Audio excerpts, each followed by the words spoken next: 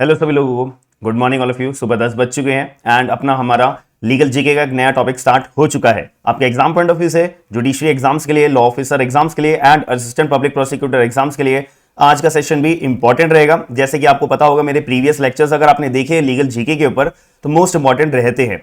तो इसकी पीडीएफ आपको पता होगा, डाउनलोड मेरे आपको एप्लीकेशन के ऊपर मिलेगी। आप लोग मेरी एप्लीकेशन के ऊपर ये पर्टिकुलर लीगल जीके का जो पीडीएफ है ये डाउनलोड कर सकते हो स्मार्ट एंड लीगल गाइडेंस के नाम से। आप अगर मेरा गूगल प्ले स्टोर के ऊपर देखोगे तो आपको डाउनलोड करने को मिल जाएगा। एंड अगर आप लोग अपना आईफोन यूजर्स हैं तो आईफोन यूजर्स के लिए आपको अपना ऐप डाउनलोड करना पड़ेगा, माई इंस्टीट्यूट ऐप। वहां पे ORG कोड मांगा जाएगा, ZPOGS, ये डाल दोगे तो आप ऐप डाउनलोड कर सकते हो। तो मुद्दे वाली बात हम बात करते हैं। आज का हमारा टॉपिक रहेगा ट्राइब्यूनल्स एंड अदर टॉपिक्स भी हम कवर अप करेंगे। तो अभी रिसेंटली पार्लियामेंट ने ना एक एक्ट पास करा था, अपना tribunal reform rationalisation and condition of services act 2021 के नाम से। तो इस एक्ट ने क्या करा था कि एक ना ऑर्डिनेंस भी लाया गया था 2021 में, tribunal reform rationalisation and conditions of service ordinance 2021। तो ये ऑर्डिनेंस लाया था, इसको रिप्लेस करके कानून बना दिया गया था पार्लियामेंट के द्वारा पास होने के बाद में।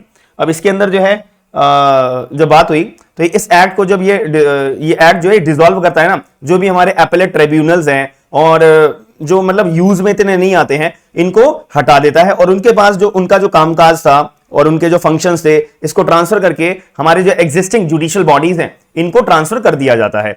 ये हमारा कानून जब ये पास करा गया, इनका मेन रोल यही चीज का था। जैसे कि अगर हम बात करते हैं सिनेमेटोग्राफी एक्ट का, जो भी हमारा ट्राइब्यूनल था एपेलेट वाला, कॉपीराइट एक्ट का, कस्टम एक्ट्स का, पेटेंट एक्ट्स का, airport authority of India act का, ट्रेडमार्क एक्ट का, geographical indication of goods registration and protection act का एपेलेट ट्राइब्यूनल था, जिसका ज्यादा कोई यूज नहीं था, तो उसको हटा दिया, डिसॉल्व कर दिया और इनके जो पावर्स फंक्शन से ये अदर जुडिशियल बॉडीज को ट्रांसफर कर दी इस एक्ट के माध्यम से। अब जब इस एक्ट के अंदर जो चेयरमैन होंगे, ठीक है, इस कानून पास होने के बाद जब एक हम ट्राइब्यूनल, जो ये ट्राइब्यूनल बनेगा तो उसके अंदर मेंबर्स भी होंगे, अदर मेंबर्स भी होंगे, तो उनका टेन्योर पीरियड जो है 4 सालों का करा हुआ है, ठीक है। और अपर एज लिमिट इनकी सेट करी हुई है, जो चेयरमैन साहब होंगे 70 साल की उम्र तक ये अपना टेन्योर पीरियड अपना चला सकते हैं। और जो हमारे अदर मेंबर्स होंगे उनके लिए 65 ईयर्स तक का टेन्योर पीरियड इनका रखा हुआ है। ये हमारे को एग्जाम पॉइंट ऑफ व्यू से याद रखना होता है, इट इज इंपॉर्टेंट। ये इंपॉर्टेंट पॉइंट मार्क कर लेना और एक्ट का क्या नाम है इसको आपको इंपॉर्टेंट मार्क कर लेना, ठीक है। ये 2 पॉइंट हमारे दिमाग में क्लियर हो गए। और इसका ऑब्जेक्टिव क्या है इस एक्ट को लाने का, ये भी आपको ऑब्जेक्टिव के पर्सपेक्टिव में याद रखना होता है।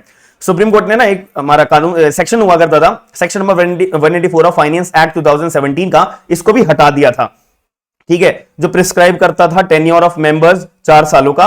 एंड क्योंकि ये कॉन्ट्रेरी था separation of powers, independence of judiciary, article number 14 के तहत इसका वायलेशन हो रहा था, तो इसकी वजह से section number 184 of finance act 2017 को हटा दिया था, स्ट्रक डाउन कर दिया था, ठीक है। ये इंपॉर्टेंट हमारे को बात रखनी होती है ट्राइब्यूनल के पर्सपेक्टिव के अंदर, लीगल जीके के कंटेक्स्ट में, याद रखिएगा। फिर एक नया, अब हम मेडिएशन बिल के बारे में बात करते हैं। अभी राज्यसभा के अंदर इंट्रोड्यूस हुआ था हमारा मेडिएशन बिल। तो जो एक मेडिएशन बिल जो है राज्यसभा के अंदर इंट्रोड्यूस करा गया और राज्यसभा में इंट्रोड्यूस करने के बाद इसको रेफर कर दिया स्टैंडिंग कमेटी को। अब वो इसके ऊपर जांच पड़ताल करेगी, थोड़ा जो चेंजेस लेके आने चाहिए उसके बाद चेंजेस लाके इंट्रोड्यूस करा जाएगा। तो ये जो बिल है ना, ये मांग क्या कर रहा था कि भाई प्रमोट करा जाए मेडिएशन को, फैसिलिटेट करा जाए मेडिएशन को। मेडिएशन का मतलब आपको पता होगा ना कि आपका डिस्प्यूट है, 2 पार्टीज का डिस्प्यूट है, तो वो कोर्ट में ना जाके मेडिएशन सेंटर के अंदर जाके एक मेडिएटर सामने बैठा होगा, वो एक पक्ष की बात सुनेगा, फिर दूसरे पक्ष की बात सुनेगा, फिर एक कंक्लूजन में अपना एग्रीमेंट दोनों से करवाएगा, समझौता से कराएगा कि पार्टी 5 लाख रुपए देने को रेडी हो, हाँ जी मैं 5 लाख रुपए देने को रेडी हूं, तो दोनों का आपस में समझौता करा के काम खत्म करेगा, ताकि कोर्ट के ऊपर बर्डन अपना कम से कम हो पाए। इसको एक तरीके से ट्रांसपेरेंसी लाने के लिए एक बिल भी लाया गया था, इंट्रोड्यूस भी करा गया था और ये मांग करी गई थी, ठीक है, कि भाई ये फाइनेंशियल इंस्टीट्यूशन बनाए जाएं और रेजोल्यूशन ऑफ डिस्प्यूट हमारा कमर्शियल्स के, अदरवाइज और भी जो डिस्प्यूट होंगे उनको मेडिएशन की तरफ से अपना हम खत्म कर सके, ठीक है, सेटलमेंट एग्रीमेंट करके। अब इसके अंदर जो ये it promises an effective dispute resolution process, ठीक है, ease of doing business in the country, कि जो लोग बिजनेस वगैरह कर रहे हैं और उनका जो है सेटलमेंट जल्दी से जल्दी हो पाए। ये जो बिल आने का मेन इंटेंशन यही थी कि ट्रांसपेरेंसी लाए और थोड़ा सा हम और एडवांस लेवल पे हम जितना जल्दी से जल्दी लोगों को सहायता पहुंचा सकते हैं, इस बिल के अंदर मांग करी गई है। और यहां पे जो है एडीआर के रिगार्डिंग कोई बात नहीं करी हुई और ये जो बिल है इसके क्या फीचर्स है मेन, हम ये बात कर लेते हैं कि एस्टैब्लिशमेंट करा जाए मेडिएशन काउंसिल ऑफ इंडिया। ठीक है, मेडिएशन काउंसिल ऑफ इंडिया की मैंडेटरी है प्री लिटिगेशन के अंदर अपना मेडिएशन सेटलमेंट कराना। इसका मतलब ये है कि अगर दो पार्टीज को अपना डिस्प्यूट है एग्रीमेंट के regarding, breach of the contract के रिगार्डिंग, तो यहां पे बोला गया है कि भाई आप सीधा कोर्ट में नहीं जाओगे, पहले आपको मेडिएशन अपना स्टेज से गुजरना पड़ेगा। मेडिएशन में अगर आपका समझौता हो जाता है बहुत बढ़िया है, अगर मेडिएशन के अंदर समझौता नहीं होता है कोई बात नहीं, तब कोर्ट का रास्ता खुला हुआ है, तब आप प्रॉपर अपना लिटिगेशन कर सकते हो। अगर हम बात करें ना इसके रिगार्डिंग, हमारा एक ऑर्डर भी आता है, order number 10 rule number 1A and section number 89 of CPC का, जो एक तरीके से एमिकेबल सेटलमेंट की भी बात करता है, जो हमारे को ये पॉइंट बता रखा है ना ये वाला, इसके रिगार्डिंग सीपीसी के अंदर मैं बात करूं तो ड्यू रिकॉग्निशन ऑफ ऑनलाइन मेडिएशन, अगर लोगों ऑनलाइन मेडिएशन भी करवाई जाएगी, लोगों को वहां पे मेडिएशन सेंटर के आने की जरूरत ना पड़े।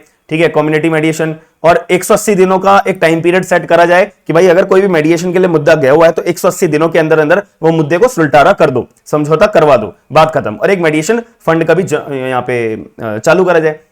ठीक है, चलिए ये हमारा मेडिएशन बिल के रिगार्डिंग हमारा कॉन्सेप्ट हो गया, कंटेंट हो गया। एग्जाम पॉइंट ऑफ व्यू से प्रीलिम्स के लिए, मेंस के लिए हमारे दिमाग में ये पॉइंट्स तो एटलीस्ट याद रहने चाहिए मेडिएशन बिल के लिए कि हाँ भाई अभी रिसेंटली राज्यसभा के अंदर ये बिल, मेडिएशन बिल भी एक इंट्रोड्यूस करा गया है। ठीक है जी, चलिए अब एक जुडिशियल इंफ्रास्ट्रक्चर ऑफ इंडिया के बारे में बात कर लेते हैं। Judicial infrastructure in India. ठीक है, तो हमारे जो चीफ जस्टिस ऑफ इंडिया है उन्होंने ना एक प्रस्ताव रखा है national judicial infrastructure authority of India. इसकी जो फुल फॉर्म है ना वो याद रखना बहुत जरूरी है, एग्जाम में डायरेक्ट पूछ लेंगे प्री के अंदर कि NJIAI का मतलब क्या है, तो इसका मतलब है national judicial infrastructure, NJI authority of India, AI। ठीक है, national judicial infrastructure authority of India, याद हो गया, national judicial infrastructure authority of India. ठीक है, अब ये बनाया किस लिए गया है, CJI साहब ने NJIAI national judicial infrastructure authority of India बनाया क्यों गया है कि भाई जो हमारे लोअर जुडिशरी है, सबऑर्डिनेट कोर्ट्स हैं, डिस्ट्रिक्ट कोर्ट्स हैं, इनका इंफ्रास्ट्रक्चर को सुधारा जाए। जैसे बहुत सारे वकीलों की मेल वकील हो, फीमेल वकील हो, अलग अलग उनकी डिमांड होती है कि हमारे डिस्ट्रिक्ट कोर्ट के अंदर टॉयलेट्स की यहाँ पे डिमांड होनी चाहिए क्योंकि यहाँ पे शॉर्टेज है, और भी बहुत सारे जो बेनिफिट्स होते हैं कि जैसे लाइब्रेरीज की शॉर्टेज है। ठीक है, और यहाँ पे एडवोकेट्स के लिए अपना एक पर्सनल रूम होना चाहिए जिसमें कि एडवोकेट्स जो हैं उनको फैसिलिटीज जैसे न्यूज़पेपर की फैसिलिटीज हो जाए, बुक्स की और जजमेंट्स की ये फैसिलिटीज प्रोवाइड कराई जाए। तो ये सारी चीजें इंफ्रास्ट्रक्चर में ही तो आती हैं। तो इसी बात को ध्यान में रखते हुए CJI साहब ने अपना NJIAI national judicial infrastructure authority of India का गठन करा, जो इन सारी चीजों को देखरेख करेगी।